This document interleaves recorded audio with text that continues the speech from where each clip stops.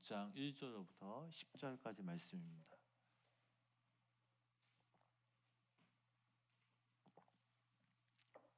고린도후서 6장 1절부터 10절까지 말씀 우리 교독하시면서 함께 읽도록 하겠습니다. 우리가 하나님과 함께 일하는 자로서 너희를 권하노니 하나님의 은혜를 헛되이 받지 말라.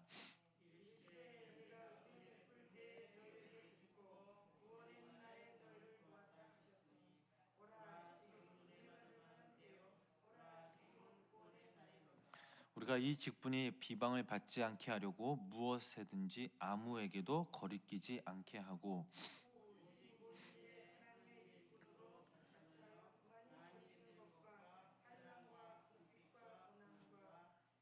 매맞음과 갇힘과 난동과 수고로움과 자지 못함과 먹지 못함 가운데서도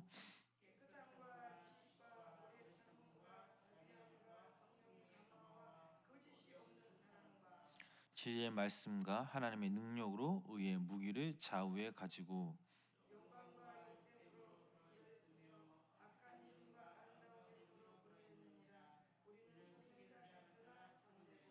무명한 자 같으나 유명한 자요 죽은 자 같으나 보라 우리가 살아 있고 징계를 받는 자 같으나 죽임을 당하지 아니하고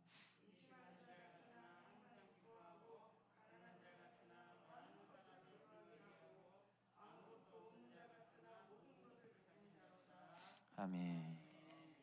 오늘도 주님의 전에 모인 성도님들 삶 가운데 하나님의 크신 은혜와 사랑이 함께 하시길 주님의 이름으로 간절히 축원합니다.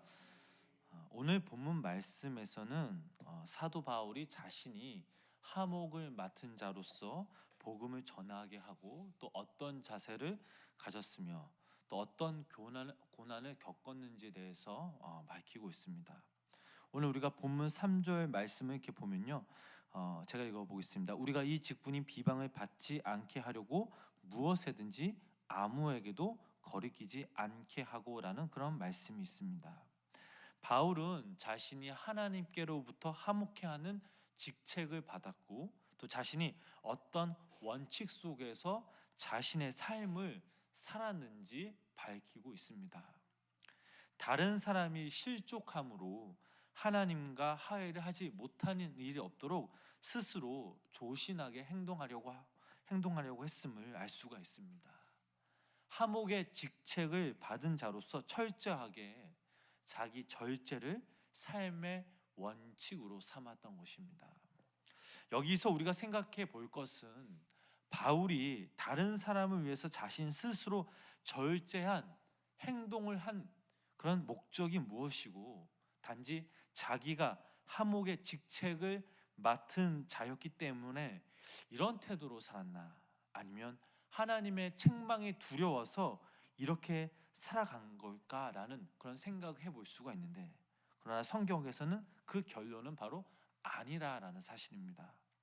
바울 자신은 자신에게 주어진 하목의 직책을 주신 그 하나님과 그의 구원의 역사를 생각했기 때문에 자신 스스로 걸림돌이 되지 않겠다고 자발적으로 결정하고 적극적으로 실천한 것입니다. 사도 바울에게도 감정과 마음대로 행동할 자유가 있음에도 불구하고 자신에게 맡겨진 그런 사명을 기꺼이 감당하기 위해 그는 자신을 절제할 수밖에 없었습니다. 이와 같이 여기 모인 우리들도 우리 스스로 절제하도록 힘써야 될 줄 믿습니다.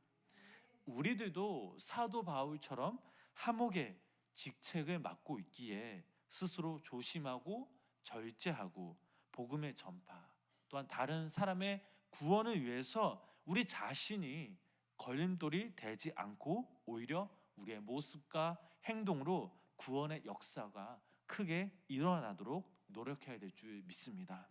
우리 본문 4절, 5절 우리 두 절의 말씀 다 같이 함께 합독하도록 하겠습니다. 오직 모든 일에 하나님의 일꾼으로 자천하여 많이 견디는 것과 환난과 궁핍과 고난과 매맞음과 갇힘과 난동과 수고로움과 자지 못함과 먹지 못함 가운데서도 아멘. 4절 말씀에서 바울은 오직 모든 일에 하나님의 일꾼으로 자천한다라고 하였습니다. 여기서 자천한다라는 것은 자기 자신이 지금까지 하나님의 말씀을 증거하기 위해 어떠한 시련과 역경에도 굴하지 않았던 그런 사도로서의 자기 확신을 밝히고 있는 것입니다. 또한 4절 하반절에서부터 5절까지 나오는 그런 9가지의 인간적인 고난에도 굴하지 않고 당당히 주님의 복음을 전할 수밖에 없었던 것은 바로 부르심에 대한 내적 확신이 있었기 때문입니다. 하나님의 일꾼이 되는 것이 자신의 사명인 줄 알았기에 바울은 이런 어려움을 기꺼이 감당하고 지금까지 이르렀다라는 뜻입니다. 이것은 바울의 자기의 인식적인 표현이었습니다. 바울은 어떤 상황 속에서도 자신을 하나님의 일꾼으로 이해했습니다. 때문에 어떠한 고난과 시련 앞에서도 그는 당당했습니다. 고린도 교회 교인들이 그의 사도성을 의심할 때도 그는 굴하지 않고 당당하게 자신의 사도성을 변호하였습니다. 본문 말씀에 나오는 이 단어들 환난, 궁핍, 고난, 매맞음, 갇힘, 난동, 수고로움, 자지 못함, 먹지 못함, 이 단어를 생각해도 단 하나 만만한 단어가 없습니다. 생각만 해도 두려움이 앞서는 그런 단어들입니다. 그런데 사도 바울은 이런 상황 속에서도 그리스도의 사도라는 확실한 그런 자기 정체성이 있었고 이것이 그 모든 것을 견디게 할 수 있었습니다. 성도 여러분, 확실한 자기의 그 정체성을 가진 사람은 어떠한 어려움, 그런 역경에 굴하지 않습니다. 그 어려움이나 고통이 약해서가 아닙니다. 고통에 넘어지는 것보다 그 고통을 뚫는 것이 더 가치 있는 것이다 라고 생각하기 때문입니다. 그러므로 여기 모인 우리들이 이 세상에서 어떠한 어려움과 역경에서 넘어지지 않게 하기 위해서는 확실한 자기 정체성을 갖는 것이 참으로 중요합니다. 우리를 향한 하나님의 부르심에 대한 강한 믿음이 필요한 것입니다. 우리 계속해서 본문 8절부터 10절까지 말씀 우리 다 같이 함께 읽어보도록 하겠습니다. 영광과 욕됨으로 그러했으며 악한 이름과 아름다운 이름으로 고려했으니 우리는 속이는 자 같으나 참되고 무명한 자 같으나 유명한 자요 죽은 자 같으나 보라 우리가 살아있고 징계를 받는 자 같으나 죽임을 당하지 아니하고 근심하는 자 같으나 항상 기뻐하고 가난한 자 같으나 많은 사람 부유하게 하고 아무것도 없는 자 같으나 모든 것을 가진 자로다. 아멘. 이 말씀에서는 전도자의 그런 역설적인 삶을 보여주고 있습니다. 사도 바울은 이런 역설적인 표현들 속에 나타나는 그 진리, 모든 사물을 보는데 두 가지 눈이 있다라는 사실을 밝히고 있습니다. 이 역설적인 표현들의 앞부분은 세상적인 사람들의 시각에서 본 것을 말해주고 있습니다. 세상적으로 볼 때 전도자는 속이는 자 같고 무명한 자요 죽은 자 같으며 징계를 받는 자 같고 근심하는 자, 가난한 자, 아무것도 없는 자 같이 보입니다. 아마도 실제로 전도자의 삶이 그러했을 겁니다. 그러나 이런 시각은 너무나 사물을 보이는 데만 판단하는 그런 단순한 시각입니다. 사람들이 예수님을 믿기 전, 성령으로 거듭나기 전까지는 대체로 이런 시각으로 모든 사물을 판단합니다. 사도 바울도 거듭나기 전에는 이런 시각만을 가지고 있었기에 예수 믿는 사람들을 우습게 보았고 또 그들을 잡아 죽이는 것이 옳은 것이라고 판단했었습니다. 그러나 사도 바울이 예수님을 만나고 거듭난 후에 이 바울은 보다 새로운 시각을 갖게 되었습니다. 영적인 세계를 알면서 갖게 된 그런 시각입니다. 모든 사물을 나타난 대로만 보는 것이 아니라 그것을 있게 하신 그런 하나님의 더 큰 세계를 보게 되므로 그 사물에 대한 새로운 해석을 갖게 되었습니다. 일어난 사건만을 보는 것이 아니라 그 사건 속에 담긴 하나님의 진리를 깨닫게 되므로 새로운 시각을 바로 알게 된 것입니다. 이런 시각으로 전도자를 볼 때 참되고 유명한 자요, 살아있는 자요, 항상 기뻐하는 자요, 많은 사람을 부유하게 하는 자요, 모든 것을 가진 자로다라는 것입니다. 그러므로 여기 모인 우리 성도님들과 제가 항상 모든 사물을 나타난 그대로만 볼 것이 아니라 영적인 시각으로 항상 보고 생각하도록 힘써야 될 줄 믿습니다. 우리가 살고 있는 이 시간과 삶만을 볼 때 우리는 극히 제한적이고 절망적일 수밖에 없습니다. 특히 오늘날 이 땅에 사는 많은 사람들이 이런 자유주의가 팽창하면서 또 가진 자를 위주로 세계가 돌아갈 때 대부분 갖지 못한 자들은 무명한 자요, 죽는 자이며 징계를 받는 자이고 근심한 자, 가난한 자, 아무것도 없는 자일 수밖에 없습니다. 이런 불평등한 질서를 깨고 새로운 평화의 그런 세계가 오리라는 희망을 갖지 못한 채 체념하며 살아갈 수밖에 없습니다. 그러나 하나님의 나라가 이루어질 것임을 믿는 사람들은 결코 이런 불평등한 그런 세상 속에서 질서를 포기하고 낙심하는 대신에 희망을 갖고 하나님의 나라를 기다리며 오늘의 불의와 맞서 싸워 승리할 수 있음을 믿으시기를 바랍니다.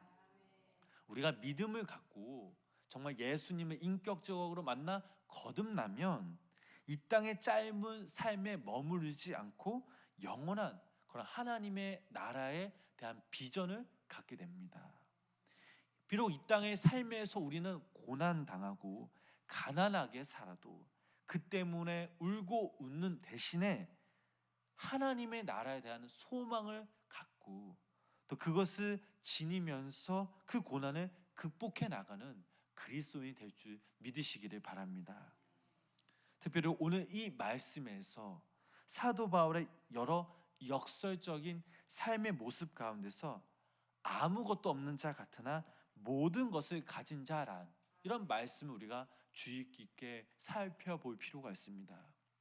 그는 예수 그리스도를 구주로 모신 이후에 실제로 모든 것을 버렸던 인물입니다.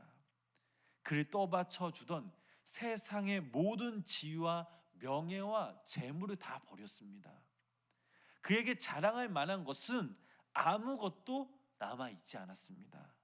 심지어는 그런 사도들의 세계에서조차 그는 가장 작은 사도로 대접받는 것에 만족하며 살았습니다. 스스로를 죄인의 괴수로 가보았고 또 이방인의 사도로 자처하였습니다. 그가 이렇게 모든 것을 버린 것은 오직 예수 그리스도를 얻기 위함이었습니다. 그는 예수 그리스도를 얻음으로써 사실상 모든 것을 가진 자가 되었던 것입니다. 왜냐하면 예수 그리스도는 곧 만유의 이시기 때문입니다. 그 안에 만물이 있고 만물이 그로 말미암아 지음 받았기 때문입니다. 사도 바울은 예수 그리스도의 은혜가 이 세상의 그 어떤 것과도 바꿀 수 없는 크고 놀라운 그런 선물임을 깨닫고 그것을 얻기 위해 주저함없이 과거에 자랑스럽게 여기고 생각했던 그 모든 것들을 다 버렸습니다. 오늘 우리의 신앙의 문제도 바로 이런 가치관의 문제, 결단의 문제인 줄 믿습니다. 이 세상에서 가치 있다고 생각하는 것들을 우리가 붙잡느냐, 아니면 그런 모든 것을 포기하고 예수 그리스도 한 분만을 우리가 받아보며 믿음으로 나아가느냐, 이것을 우리가 판단하고 가치 있게 우리는 생각해야 될 줄 믿습니다. 아무리 현실적으로 살 수밖에 없다라고 생각하면 결국 거기에 필요한 재물과 권력과 명예를 선택하여 따라갈 것이고, 그렇지 않고 예수 그리스도의 복음이 이 세상 어떤 것보다 값지고 귀한 것임을 믿는다면 우리는 그것을, 다른 세상 것을 포기하고 예수 그리스도 한 분만을 바라보며 믿음으로 나아가야 될 줄 믿습니다. 마가복음 10장 17절에서 22절 말씀을 보면 예수님을 찾아온 그런 부자 청년의 이야기가 나옵니다. 그는 예수님께 나아감으로 두 가지를 얻기를 원했습니다. 이 세상 부자로 살면서 권력과 명예도 얻고, 그러면서 동시에 영생을 얻을 수 있을까 생각하여 예수님께 찾아갔던 것입니다. 그런데 예수님은 둘 중에 하나를 선택하도록, 결단하도록 요청하셨습니다. 그가 가진 모든 재산을 팔아서 가난한 자에게 주고 나를 따르라 라고 하였는데, 그러나 그 부자 청년은 결국 영생을 포기하고 세상적인 그런 관심으로 돌아가 버렸습니다. 그 청년은 영생의 가치를 그가 가진 재물보다 못한 것으로 판단했기 때문에 영생을 포기하고 돌아갔던 것입니다. 그러나 오늘 말씀의 주인공 이 사도 바울은 다메섹 도상에서 예수 그리스도를 직접 만나면서 그에게 복음의 가치가 얼마나 큰 것인 것을 바로 깨닫고 단호하게 돌아서서 예수님을 따르며 그 복음을 위해서 자기 목숨을 바치기를 주저하지 않았던 인물입니다.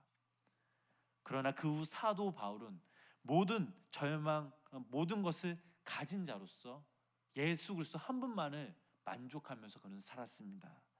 가령 빌립보서에 나오는 내게 능력 주시는 자 안에서 내가 모든 것을 할 수 있느니라, 이런 한 말이나, 또한 빌립보서 4장 19절 말씀, 나의 하나님이 그리스도 예수 안에서 영광 가운데 그 풍성한 대로 너희 모든 쓸 것을 채우시리라 라고 한 말들은 바로 그가 모든 것을 가진 자임을 유감없이 나타내고 있는 그런 말씀들입니다. 그는 아무것도 없는 그런 자였지만 실상 그는 모든 것을 가진 자였습니다. 사랑하는 우리 성도님 여러분, 우리는 아무것도 가진 것이 없는 자 같으나 모든 것을 가진 자임을 믿으시기를 바랍니다. 만물의 근원이 되시는 예수 그리스도 안에 있음으로 해서 우리는 이미 모든 것을 가진 자가 되었습니다. 그러나 무엇보다도 가장 중요한 제사함을 통하여 우리는 참 생명을 가진 그런 자들이 되었습니다. 이것은 정말 큰 은혜가 아닐 수 없습니다. 생명이 없으면 세상의 모든 소유가 무슨 소용이 있겠습니까? 생명의 기쁨과 구원받은 삶이야말로 그 어떤 소유보다도 더 값진 것이 아닐 수 없습니다. 우리는 이러한 가치를 받아들인 그리스도임을 분명히 우리가 생각하면서 어차피 이 땅의 소유는 내 것이 아니라 이 땅에 사는 동안 함께 나누어야 할 것임을 기억하고, 소유를 위해 우리 스스로 힘쓸 것이 아니라 나누기 위해서 힘쓰는 저와 우리 성도님이 되어야 될 줄 믿습니다. 여러분들은 오늘 이 말씀 통해서 다시 한번 스스로 질문해 보시기 바랍니다. 내가 과연 무엇을 바라보고 무엇을 따라야 하는지, 내 삶에 가장 가치 있는 것이 무엇인지 깊이 생각해 보시고 묵상해 보실 때, 정말 나는 아무것도 가진 것이 없지만 그러나 예수 그리스도 한 분만을 믿음으로 바라보며 믿음으로 따라가시는 귀한 성도님들 되시길 주님의 이름으로 간절히 소망합니다. 우리는 하나님께로부터 화목해 된 자로서 우리가 먼저 모든 소유에 대한 욕심을 버려야 될 줄 믿습니다. 하나님이 주시는 이 생명과 구원의 삶 속에서 하늘로부터 내리는 주님의 그런 풍성한 은혜 가운데 날마다 거하시며 그것을 많은 사람들에게 함께 나누며 누리시는 우리 귀한 성도님들 되시길 주님의 이름으로 간절히 축원합니다. 기도하시겠습니다. 하나님, 하루의 첫 시작을 주님께 드리게 하심에 감사를 드립니다.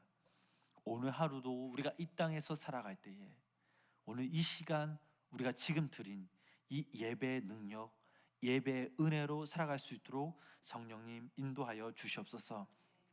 하나님, 사도 바울의 인생이 화려하다면 화려했지만 그러나 그가 예수 그리스도를 만난 그 이후에는 결코 화려하지도 평안하지도 않았습니다. 온갖 모진 고통과 풍파를 맞은 그런 인생처럼 살았던 그런 인생이 바로 사도 바울의 인생이었습니다. 그런 인생 가운데 그는 복음 전도자로서의 자부심, 무엇보다 하나님을 제 삶의 1순위로 삼았기에 그의 인생의 가치는 더 빛날 수밖에 없었습니다. 여기 모인 우리 성도님들과 제가 우리들도 하나님께서 우리를 향한 하나님의 부르심, 무엇보다 자기 정체성을 확실하게 가지고 우리의 삶의 자리에서 오직 예수님만을 높이며 주님만을 따라가는 복된 인생 살아갈 수 있도록 성령님 동행하여 주시옵소서. 오늘 하루도 주님께 맡깁니다. 우리의 마음과 시선이 오직 주님만을 향하게 하시고 우리가 정말 주님의 귀한 복의 통로가 되도록 우리 또한 최선을 다해 주님께 영광 돌리며 예수 그리스도의 이름으로 승리하며 살아갈 수 있는 우리 귀한 성도님들 되게 하여 주시옵소서. 예수님의 이름으로 간절히 기도드렸습니다. 아멘.